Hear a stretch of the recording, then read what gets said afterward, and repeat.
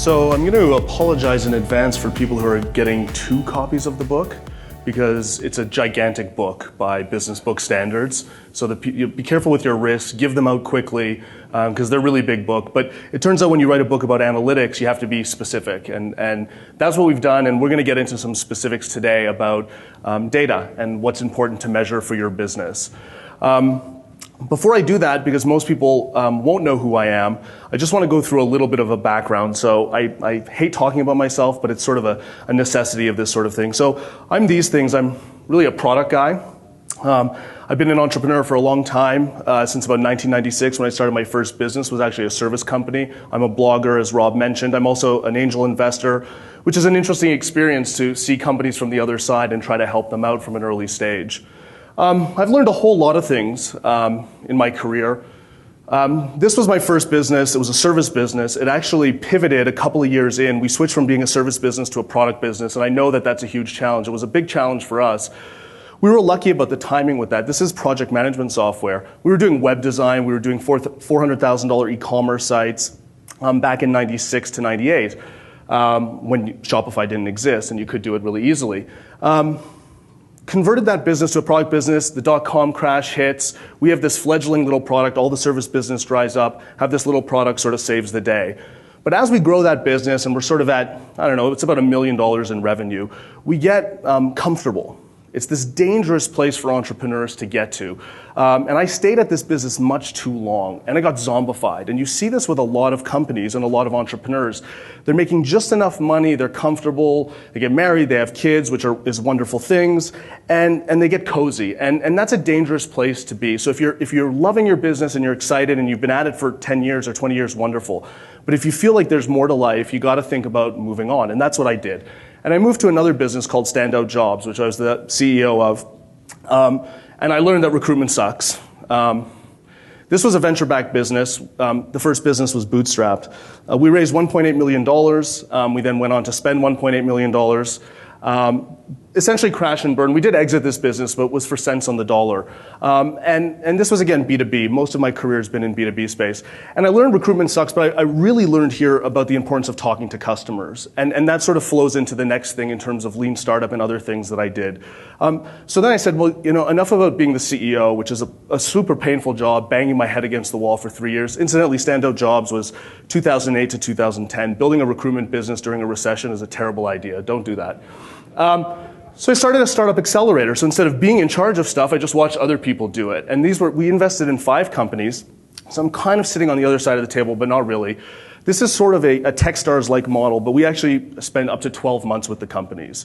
We did 5 companies. They all happened to be consumer applications. 3 of them went on to raise additional capital, which is kind of the unfortunate vanity benchmark for accelerators. 1 of them exited, which is the real benchmark that you're attempting to accomplish. It was a company called LocalMind, was acquired by Airbnb. So that was cool. Decided not to do that again because accelerators are a really, really crappy way to make money.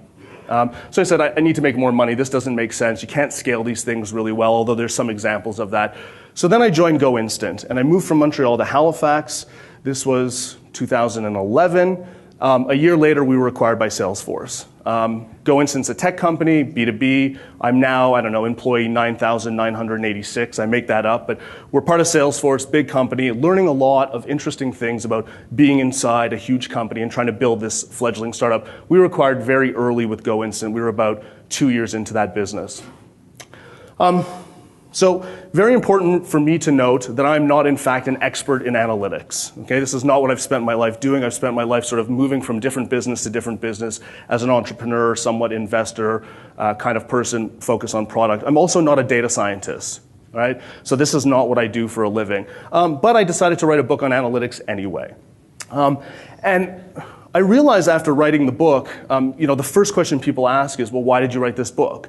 And so the actual story for this is that I was asked to write it.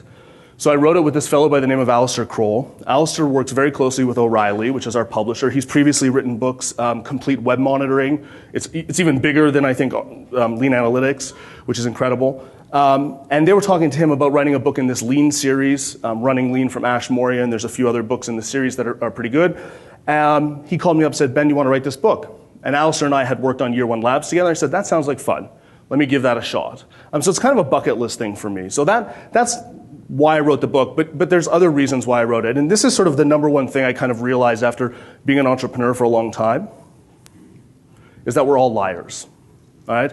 I'm a liar, you're a liar, we're all liars. But in a good way, to an extent. To be an entrepreneur, to get up every morning and fight the good fight, to do what you guys do all the time, takes a little bit of lying. It takes this reality distortion field that we put around ourselves to say, we can do this. I can accomplish this thing that nobody else has necessarily accomplished, right? I'm going to get up and do this. We also have to lie to a certain degree, particularly early on with our businesses, because they're not realized yet, right? We're selling a vision and a story and ideas before they've actually been proved, before customers have validated this completely. So we have this reality distortion field. But what we realize is that when that gets too strong and we're lying to ourselves too intensely, what happens is we end up running into a wall, crashing, burning, and dying. And it's a horrible, painful death. And if you haven't failed in a business, you're probably not trying hard enough at this point. But nevertheless, lean analytics and the use of data is about poking these holes a little bit into our reality distortion fields.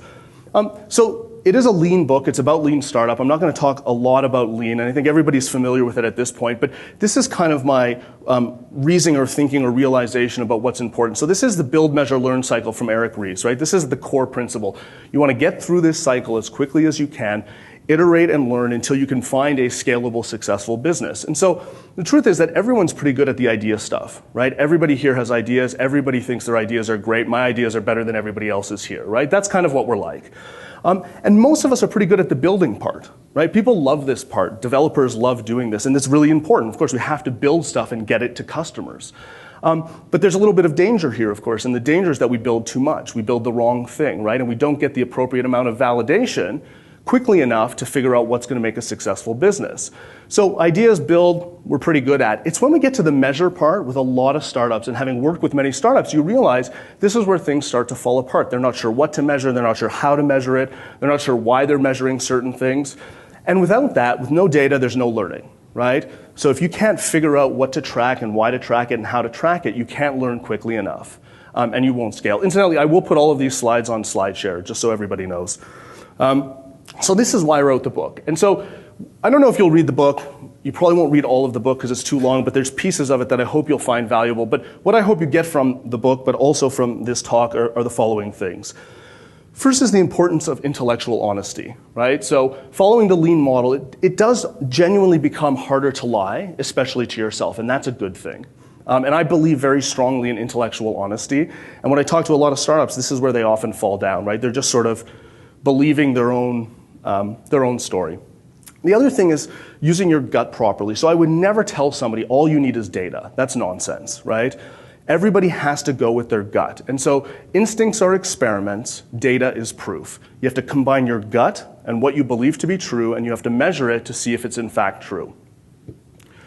Thirdly, better decision-making abilities. I think the advantage that data gives us, the right kind of data, is that it genuinely helps us make better decisions. And that's critical, because in a business of any size, that's what we're spending most of our time doing, is making these decisions that could be small, but they could be incredibly pivotal for the success of our company long term. And finally, focus. So startups fail because they run out of money, right? This is why startups fail. You just run out of dough.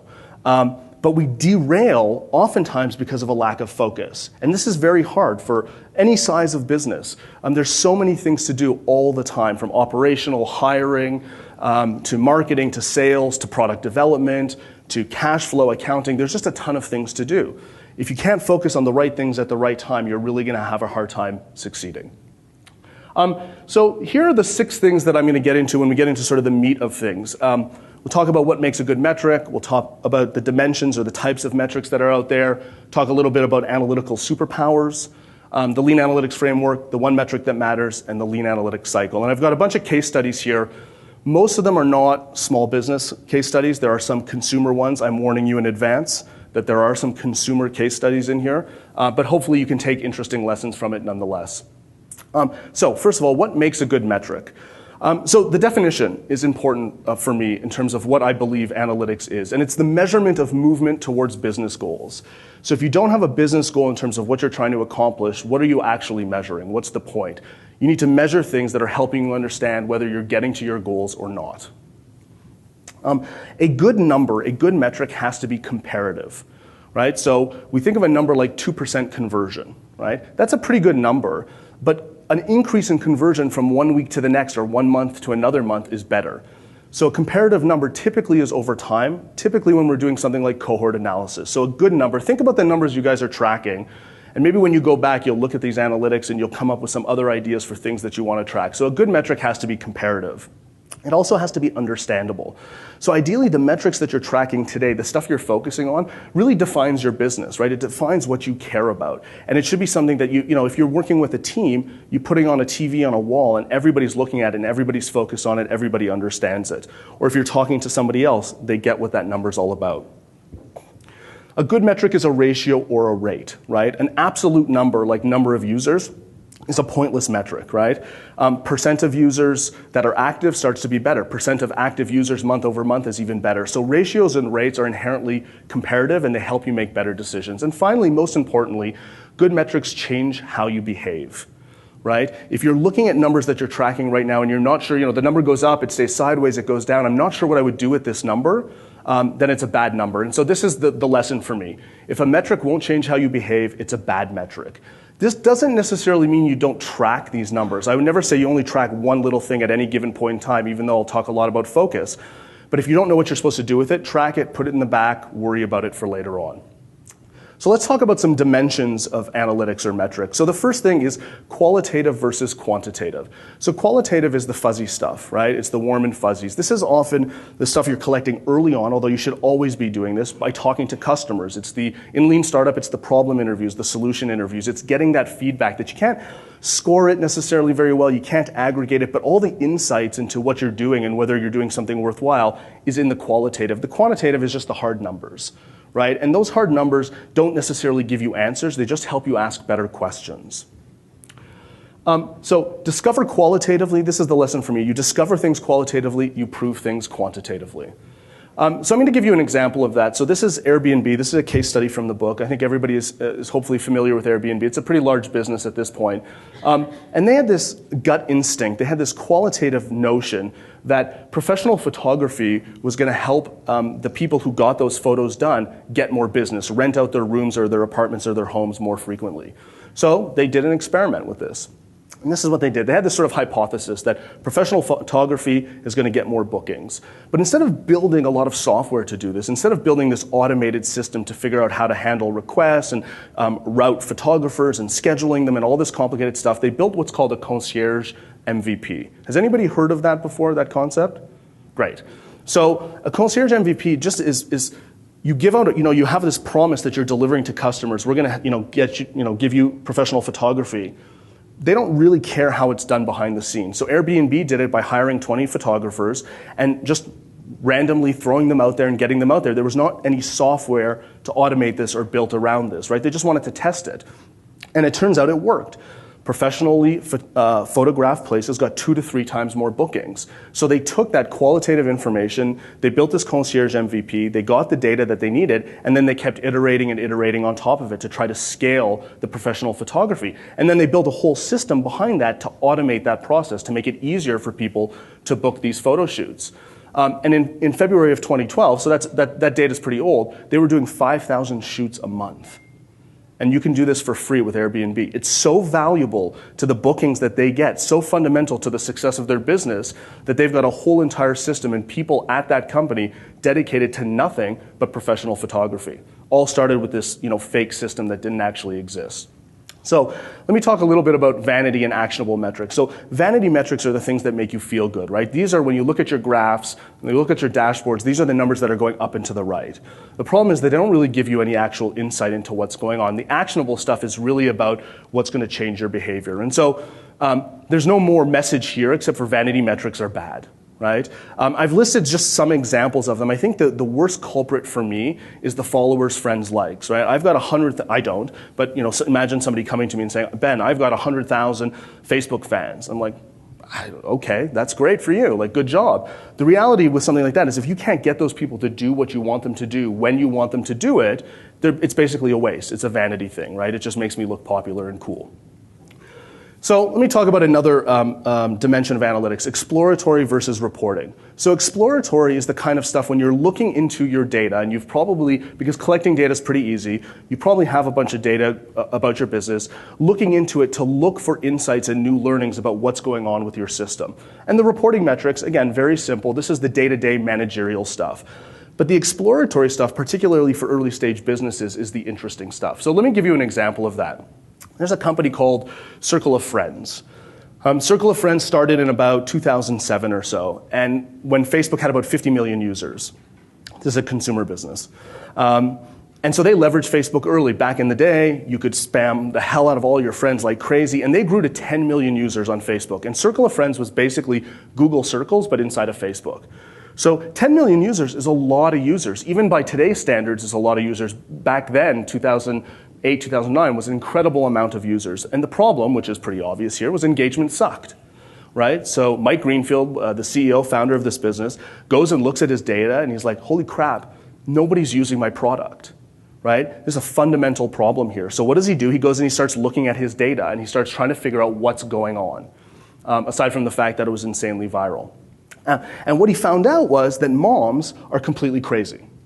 But they're crazy in a good way, because he found this segment in his data of people, in this case moms, who were using his product like crazy. By every metric imaginable, they were getting a ton of value. So Mike makes the decision, which, to the outside looking in may have looked crazy, because look at all these users. He abandons most of his users, and Circle of Friends becomes Circle of Moms. Now, he grows that business back up to about 4 million users and eventually exits it. But now it's based on these fundamentals that make sense because people are getting value and using the product and engaged. So that's the benefit of this the exploratory data to figure out stuff about what's going on that you may not have realized. So finally, lagging versus leading metrics, or often these are called lagging versus leading indicators. So a lagging metric or indicator is something that reports the news, right? It's a historical value. Whereas a leading indicator helps you predict or tells you what's going to happen. It makes the news. And so the example I like to give is in lagging is churn. Churn is the percent of users or customers that abandon your service over a period of time, right? By the time they've churned, they've left, they're gone.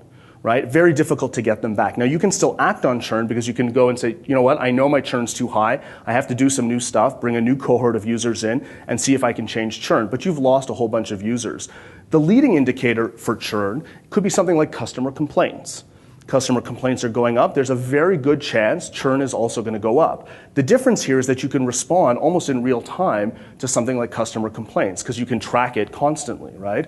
And then try to address it. Maybe a product update is causing problems. Maybe your customer service group is overwhelmed. You can try to address it and figure out what's going on and solve customer complaints and in turn solve churn.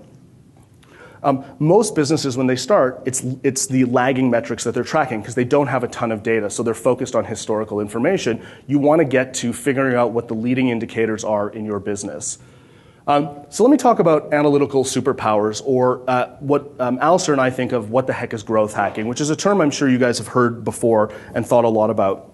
I'm going to show you a chart, and maybe you've seen this example before. The numbers don't really matter, but there's two lines on this chart. One is ice cream consumption, and one is drownings, right? And it turns out that, look at these pretty lines, right? They actually work together. As ice cream consumption goes up, so do drownings. Now, if we were idiots, which we're not, thank goodness, we might look at this and say, well, geez, if ice cream consumption is going up, people are going to drown, we'll stop selling ice cream, and that's going to solve our problem. Clearly, that's not the case, right? Something else is at play here, and that obvious thing, is the seasons, right?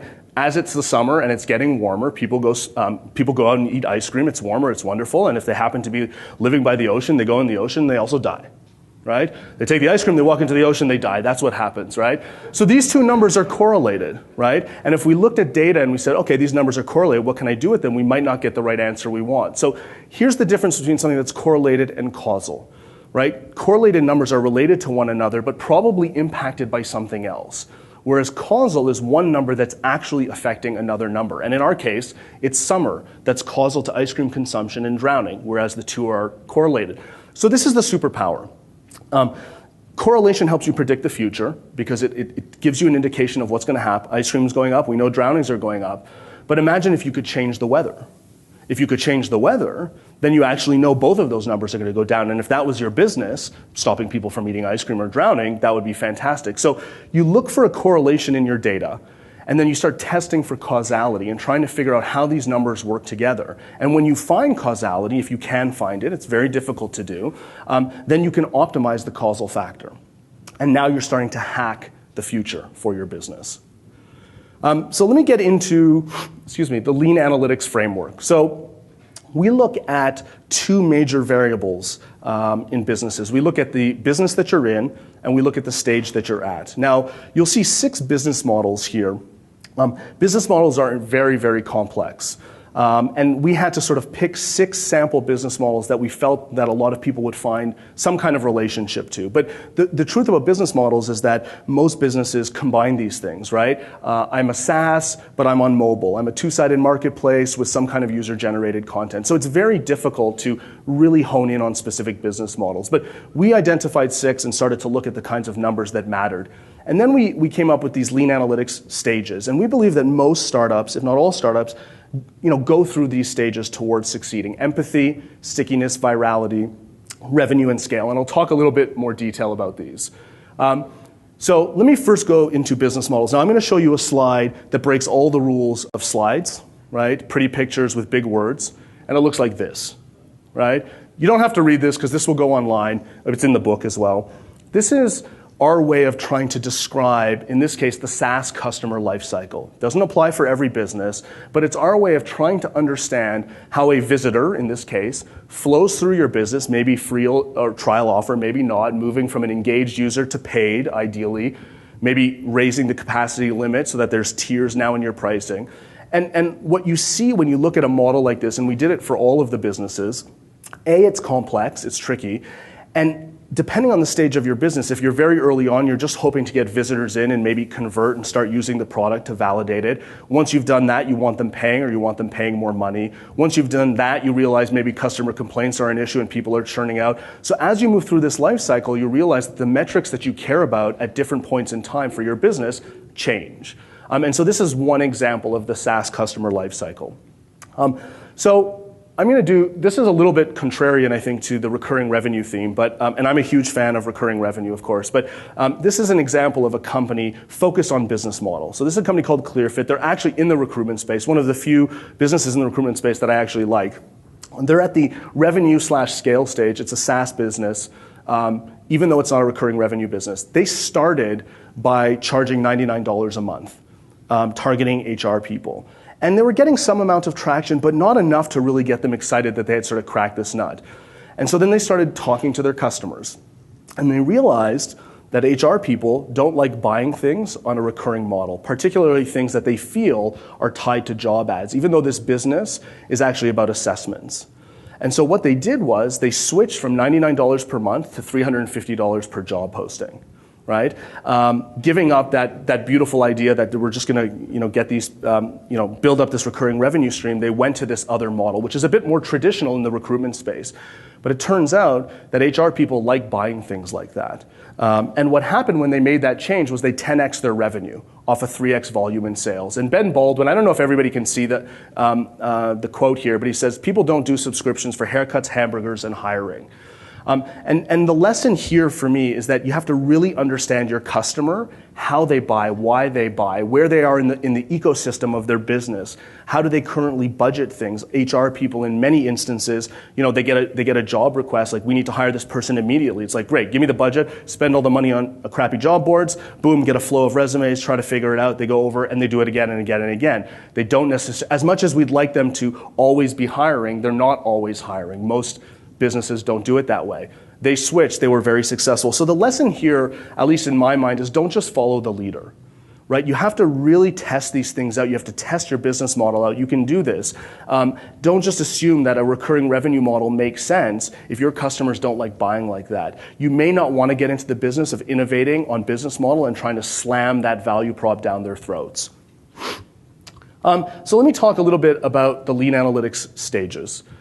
So we have these stages: empathy, stickiness, virality, revenue, scale, and we have these gates that we define where we think these are the things that you sort of have to accomplish in order to get through from one stage to the next stage. So we start at empathy. This is right at the very beginning. You have an idea, you get out of the building, as Steve Blank says, and you start talking to customers. And ultimately, what you're trying to do is find a problem so painful that people are willing to pay you for it, which doesn't always apply in consumer businesses, but certainly in B2B. And that's really what you're looking for. And if you find that, you move to stickiness. And stickiness is all about building that minimum viable product, right? That MVP. You're building something for presumably some early adopter type crowd, and you're looking for stickiness. You're looking for engagement, use of the product, and retention, that they stick around for long enough that you've clearly created some amount of value for them, right? And if you can get to that point in your business, you move to the next stage, which is virality. Now, as we know in the consumer startup, virality and the viral coefficient, one active user invites another one, and in a perfect world, I can sort of add people ad infinitum. That's an aspect of virality, and virality can help in lowering your acquisition costs, but this is really about acquiring customers in a cost-effective way. So you've got this small base of customers. Now you need to move to the next stage and see if you can grow that in a cost-effective way. And if you can do that and start to scale that, then you move to revenue. Now, you may be, and I'm a big believer in this, charging upfront, right? And that's fantastic. But at that point in time, you're charging just to collect some dollars, right? Just to see what's going on. You're not necessarily building this economic engine, this small little economic engine that makes sense. Now that you've gone through these stages and you've got this acquisition and this funnel is starting to make sense, now you're going to focus on whether the math works and the economics work. So this is what I'm really talking about revenue. I'm not necessarily saying wait to charge money. I'm saying you don't focus on optimizing on revenue and lifetime value versus cost of acquisition until you sort of get through these other stages. And then you move to scale. And scale can mean a whole host of things. It really depends on your business. It might mean taking your product and targeting it at new markets. It might mean using APIs to build a partner ecosystem. It might mean business development or hiring salespeople. But this is about now you've built this engine that could, and you want to scale the heck out of it. So I'll give this example, a case study of a company called Buffer. I think they were mentioned earlier today, and how they sort of went through these stages. And Buffer is a social sharing app. It allows you to share things on your social networks. And today, they're focused primarily on customer acquisition. What is interesting is that they did, in fact, charge from day one, which is pretty rare for a business that's kind of targeting consumers or maybe prosumers, right? Social media experts and that kind of thing, or freelancers. And that's pretty rare. We don't see a lot of that.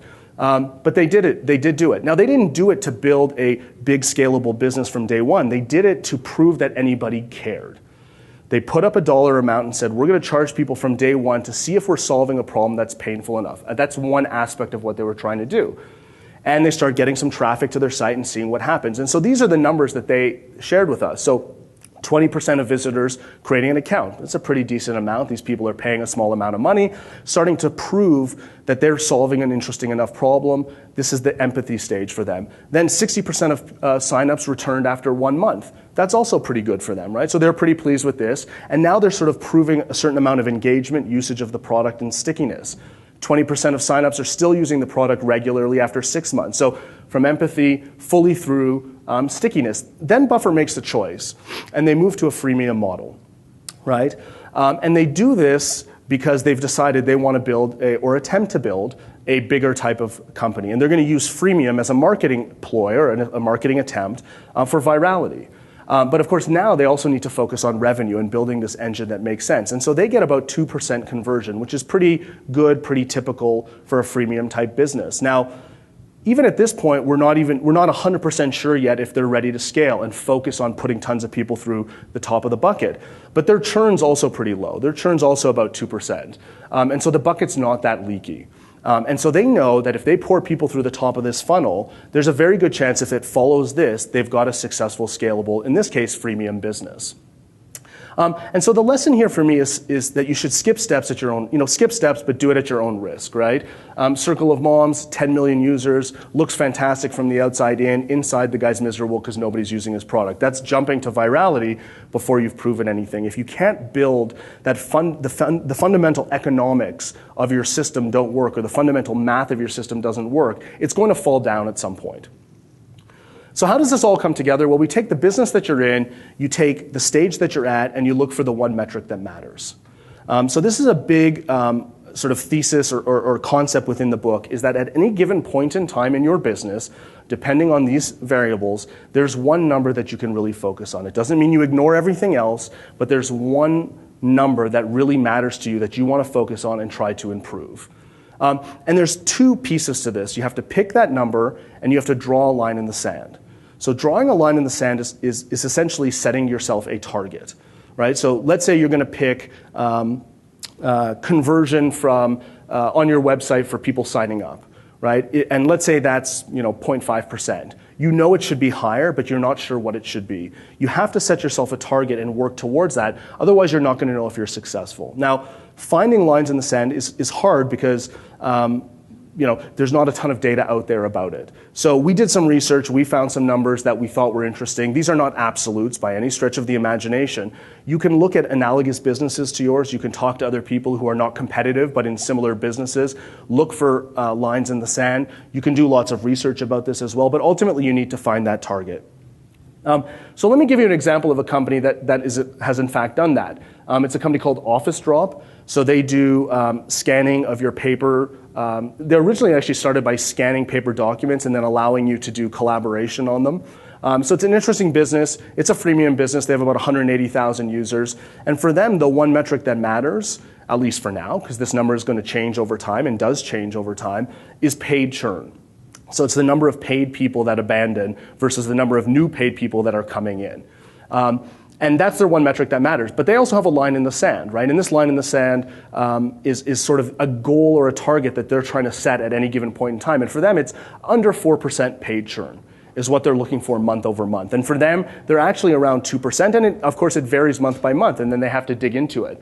But what they told us was, and we see this of other sort of SaaS businesses, is that over 5% typically means you cannot possibly build a business that's going to work. The economics are just not going to scale. You're going to be putting too many people through the top of the funnel, and it's going to cost too much, and they're going to flow at the other end. So his numbers are pretty right. So he has this paid churn as his focus, and line in the sand is just under 4% paid churn. So if it shifts a little bit, he's okay with it. If it gets up over that, he's got a real problem. And so here's how a company would look at something like paid churn as what I call sort of a business health indicator, right? Looking at this number, it's on a TV screen. Everybody knows what that number should be. Everybody's focused on that number. So let's say paid churn goes down, right? That's a good thing. Then you can dig into, well, why did that happen, right? It doesn't give me the answers. It's just an indication that something is going well. Less people are abandoning my service. So maybe it has to do with a marketing campaign that was successful. Maybe we were able to lower customer complaints. We made an investment in our support and our efforts in support. Maybe it was response time, for example. Maybe we did a product upgrade that a lot of our older customers were really looking for, and we validated that it made sense to do, so they didn't abandon. And if I can figure out why paid churn dropped, then I can do more of that and hopefully continue to drop paid churn and keep these happy customers. If it's sort of net neutral, I want to look at that and say, well, can I acquire more valuable customers? What can I do here that's going to help my business? And of course, if paid churn goes up, that's really bad. So now I'm looking at things like, well, all the new customers that I acquired, were they just bad customers? Maybe not the right segment for me. Did I have a marketing campaign that I invested in that just failed? Was there a product upgrade that went wrong? Was customer support sort of falling to pieces? What are the reasons for this number going down? So again, it doesn't give you all the answers. It just gives you the place to start digging. So here's some interesting benchmarks. Now, the thing about benchmarks also is that they're very dependent on your type of business, right? So an example of that is something like time on site, right? So this is for social sites. This is for the Pinterests of the world, the Reddits of the world. This is not for a productivity software, right? If you have productivity software and somebody's spending 17 minutes in your application, there's probably a problem with your application, right? And in some cases, it might even be a vanity metric, right? They're spending 20 minutes on my site or in my application, but it's in the help files. Right? So it's really dependent on the type of business that you're in. But some of them that I think are interesting, and I'm going to sort of pick them at random, but CLV to CAC is customer lifetime value to customer acquisition cost. And time and time again, when we talk to companies, they're looking for a 3-to-1 ratio. So the customer lifetime value, for every $3 of customer lifetime value, I can spend $1 to acquire that customer. So that's kind of an interesting benchmark. Don't take these as absolutes, but you can look at your numbers and maybe compare them and see where you are. I think page load time is interesting. Performance is gets talked about, but often doesn't get focused on. But there's a significant sort of correlation with slower, page times going up and people abandoning, which is pretty obvious, but not where a lot of people make an investment. And when we talk to some folks, I believe this was Chartbeat, who ran a lot of this data for page load times, it was under 5 seconds. If you're under 5 seconds, that's a good place to be. When you get up to about 10 seconds, you're going to start losing people. So let me go through, just to end this, I'm going to go through what we call the lean analytics cycle. So it's trying to take all of these concepts and put it into sort of a pragmatic, practical approach to doing things, whether it's validating an idea or building a product feature or running a marketing campaign or whatever the case may be. So ultimately, this is all about business problems, right? It's about solving business problems. So you're looking for a key business problem that matters to you. You're picking the one metric that matters that's related to that. You're drawing this line in the sand, and you're getting started. And so this is how it works. We pick the KPI, we draw the line, we find a potential improvement, right? So now we're saying, okay, I've got this KPI. I'm going to use churn as my example, right? Churn is 5%. I need churn to be down to 2%. That's my line in the sand. I look for potential improvements. You might run multiple experiments at the same time. Maybe it's product features that people are abandoning or not using. Again, it might be customer support or something else. So you find a potential improvement, and you decide on what you're going to do. Now, if you don't have a lot of data about how to make an improvement, you basically make a guess. This is your gut. What does your gut tell you about your business? You should be the person that knows it the best. So if you don't have data, just make a guess. If you do have data, you're looking for commonalities in that data, right? You're looking for something in the data, that thread that tells you what you should try to do as an experiment. Then you're going to go and write a hypothesis, right? And the hypothesis is basically, if I do this, I believe this will happen, which will give me this outcome. And I really believe in this structure, and I also believe in writing this kind of thing down, right? Put it on a piece of paper, put it on a whiteboard, so that when you're looking at it every day, you're like, that's what I'm trying to accomplish. That's what I believe to be true. Let's go find out if that's the case. Then you go and you can do two things, right? You can sort of make changes in production, just launch your changes, add new features, change features, whatever it is, or design a test. Right? In some cases, if you're building, if we're talking about features here, maybe you deploy it only to a certain number of customers. Maybe you're A/B testing different things. But ultimately, you have a hypothesis. Now you got to go run this experiment. You're going to measure the results and see what happens with that. And then you're going to ask yourself, okay, well, did we move this needle? Right? Did churn go from 5% to something else? What is it now? And if you got, let's say in my case, churn from 5% to 2%, success. You won, right? So take a bow, have a drink, pat yourself on the back, and then go to the next KPI, right? After churn, what's the next thing that matters? Well, maybe it's, now I can put people through the top of this funnel. So let me go figure out which of my acquisition channels is the most cost effective. So it's always about going through this and moving from KPI to KPI. Now, if you weren't successful, this is kind of the doom and gloom part, you sort of pivot or give up. I think this is a little bit drastic when I say it out loud now. It's kind of like, I didn't get churn from 5 to 2%, so I just quit. So don't do that. But maybe there's something in the data and some of the experiments that you've done that gives you an indication of where to move, right? That's the point of going through these kinds of cycles and doing it quickly, is that you've learned something. Maybe you can pivot your business. Maybe you change the business model. Maybe you change the target market that you're going after. More often than not, there's sort of two things that you might do, is you might draw a new line or you might try again, right? So drawing a new line, what this means is, let's say I got churned from 5% to 3.5%. And it's not quite what I wanted, but I'm pretty okay with it. I look at all the other numbers and I look how that's affecting my bottom line, and I look how that's affecting profitability and revenue and everything else and customer happiness and so forth. And I'm like, you know what? I can keep optimizing or trying.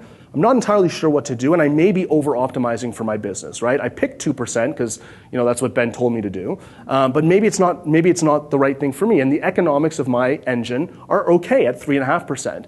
So you draw a new line, so you sort of drop that down, right? That gives you, don't drop the line because you hit 3.5% and you think, well, I'm done and I don't know what else to do, right? Don't cheat. But if you can draw this line or change the line, which typically means lowering it, but you're creating the value for customers, you can do that. Or ultimately you try again. You say, I went from 5 to 4. I'm going to continue to experiment with this and keep going. So this is the sum total sort of the strategy of how, I think for any aspect of your business, you can iterate your way through the use of analytics, hopefully towards success. Well, thank you very much.